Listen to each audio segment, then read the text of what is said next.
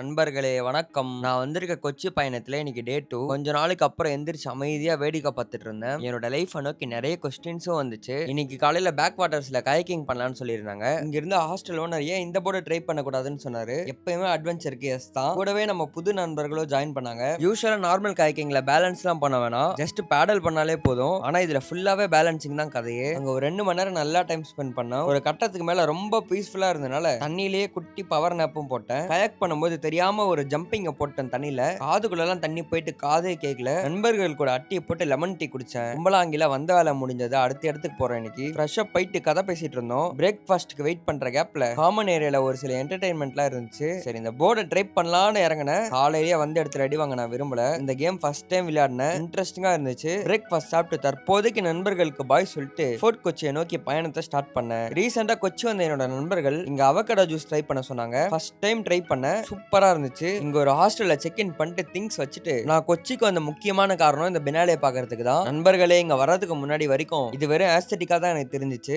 ஆனா இங்க வந்து எல்லாத்தையும் பொறுமையா பார்த்தா தான் தெரியுது நம்மளோட இன்னர் ஃபீலிங்ஸை ட்ரிகர் பண்ற மாதிரி இருக்கு. கொச்சியில எங்க பார்த்தாலும் பெரிய பெரிய ஷிப்ஸா இருக்கு. அண்ணா பாத்தீங்களா எப்படி மஜாவா போறாரா. ஒரு 2 வென்யூ தான் போனேன். அப்புறம் நண்பர்கள் லஞ்சுக்கு கூப்பிட்டாங்க. அங்க ஒரு 2 மணி நேரம் வெயிட் பண்ணி கடுப்பாய் சாப்பிட்டுட்டு இருந்தோம். மதியத்துல இருந்து ஈவினிங் வரைக்கும் கொச்சியை சுத்தி ரவுண்ட் அடிச்சுட்டு சன்செட் பார்க்க பீச் வந்தோம். இன்னைக்கு ரொம்ப டயர்ட் ஆயிட்டேன். சாப்பிடலான்னு வெளியே வந்தா நல்ல மழை. இந்த கிளைமேட்க்கு ரொம்ப ஆனந்தமா இருந்துச்சு.